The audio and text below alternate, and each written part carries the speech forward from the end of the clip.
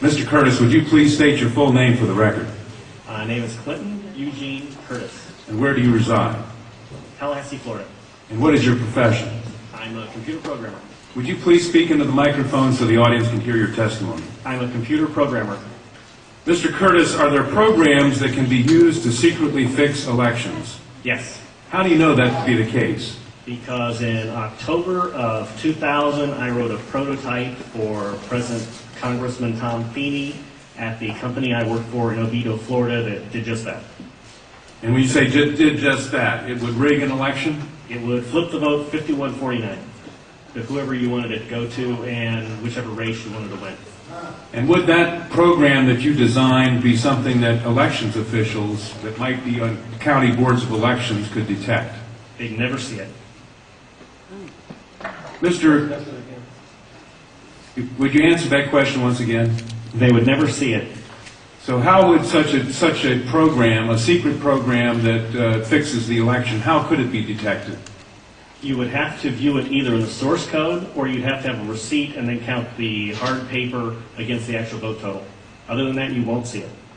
All right, Mr. Curtis, if you had been asked, you or others with your professional expertise had been asked to design a protective program that would protect the Ohio elections from against such software to fix the election, could you have done so? If we've been asked to make a program that can fix the election, sure, anybody can do it. No, could you have designed a program or a procedure or a protocol that would have protected Ohio against this kind of rigging? No, you have to look at the source code. You have to get probably programmers from both or all parties to look at the source code and determine if there's anything in there that shouldn't be there.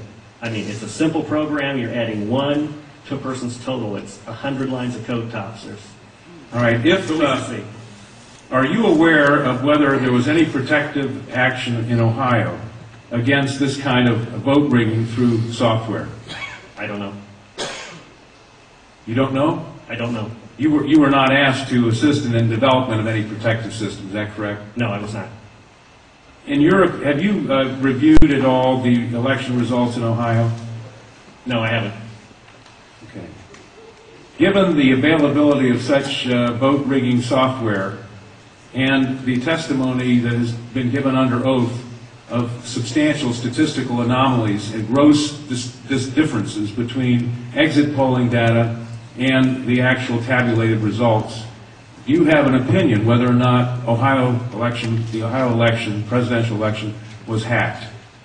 Yes, I would say it was. I mean, if you have exit polling data that is significantly off from the vote, then it's probably hacked. And your testimony is under oath? Yes, sir. And the testimony you've given is true? Yes, sir. Thank you.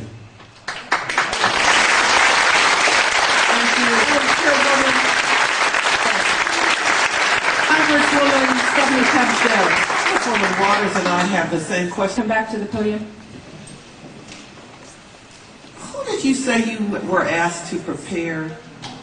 I was asked by Tom Feeney. He's now a congressman. At that time, he was Speaker of the House of Florida, Yang Enterprises, which was the company I work for, lobbyist, and their corporate attorney.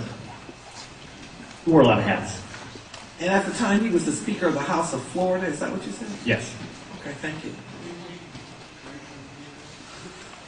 Congressman. You say he was the lobbyist for the voting machine company at the same time he was Speaker of the House? I don't know what the voting machine company is. He was a lobbyist for Yang Enterprises. We had NASA contracts and Yang Enterprises did what? Computers? computers. Okay, and he was your lobbyist, your He was company's the lobbyist. lobbyist for that company, yes. And he asked you to design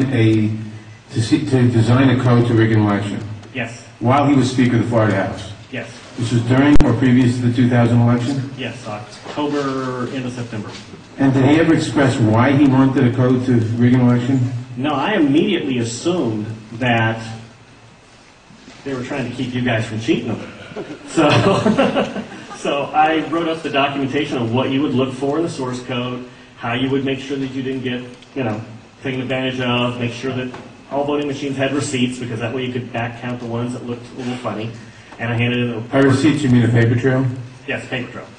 And I handed that in to Mrs. Yang and said, here's your report, here's your program. And she said, you don't understand, we need to hide the fraud in the source code. Hide the fraud, not reveal the fraud. Not reveal the fraud because it's needed to control the vote in South Florida, was what she said. That's what she said. That's To your knowledge, was this used? I have no idea.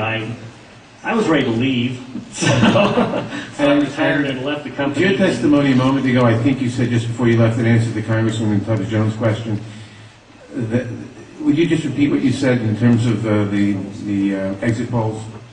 Oh, the exit polls should not be significantly different than the vote. And if they were, you would conclude what? I would conclude someone's playing with the vote. Now with the exit polls?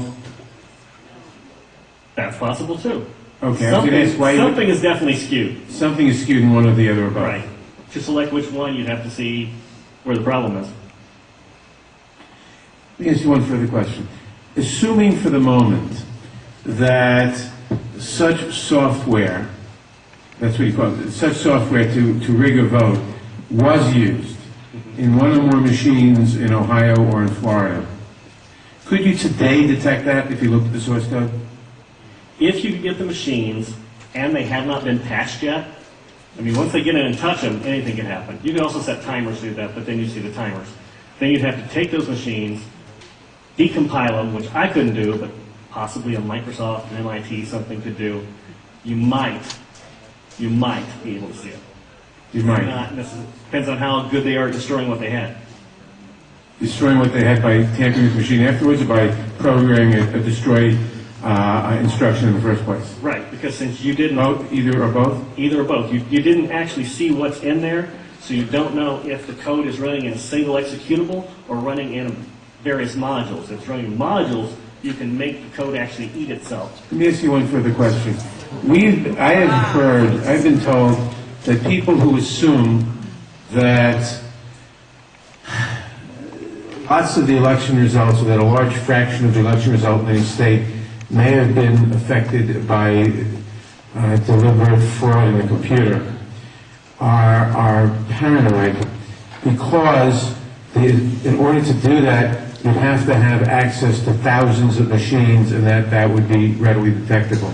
To what extent is that true? It depends on the technology you use. If you did a central tabulation machine that fed in, all you'd have to do is set a flag. You set a flag, the central tabulation machine would then flip your vote.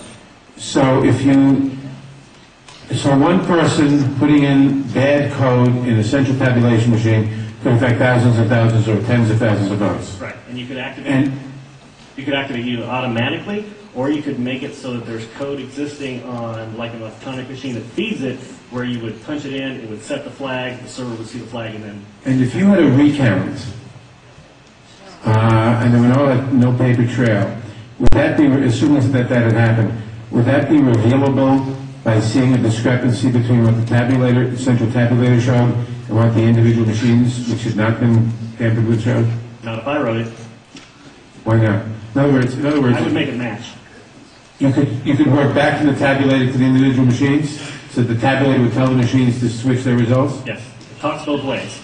You can flip it to whatever you need. And they actually do talk to each other, the Yes. machines As long and as the it's tabulator. hooked up, as long as it's networked together, they can talk to each other. So in other words, there's absolutely no assurance whatsoever on anything with regard to these machines. Absolutely none, unless you look at the source code and make sure it's safe before it goes in. Thank you very much. Thank you, Congressman Mathers. I know that Congresswoman Waters has a question, and then Senator Miller, and then Congresswoman Stephanie Tubbs Jones. This will only take a moment if you would come back to the... I'm new at this. As you know, there has been a lot of discussion about, I think it was Diebold company, their relationship to the president and the administration, and supposedly comments about helping to ensure that the president was reelected. In your world, in your environment, have you heard any of this kind of discussion? Do you know people who work for Diebold? Do you have any sense of any actions that may have been taken? I don't know anything about that at all. Thank you. Sorry. Senator Miller? Thank you, Madam Chair. Sir, I suspect people will attack you in terms of your credibility. Could you restate once again your credentials? I'm a programmer. I worked for NASA, worked for ExxonMobil, worked for Florida Department of Transportation, and other elements of my story, because this company, well, let's get into it. Why not? This company also, they have NASA contracts, and they were basically downloading tons of information, I mean gigabytes worth, and handing them off to this little Chinese guy named Henry Nee, and it didn't seem right, and he was hacking things, and I wrote a program for DOT that allowed contractors to send their information into DOT, and he was kind of the quality assurance guy for software. He put a wiretapping module in the program that went out to the contractors so that it actually sent everything they sent back to Yang. So I reported all this, and just last March, I think, he was arrested for attempting to send anti-tank missile chips to the capital of Communist China. So, if that's correct, this is such a small thing. Of course, I think he only got a $100 fine. And no time. Thank you. Congresswoman Stephanie Tubbs Jones. Thank you. Thank you. We are now going to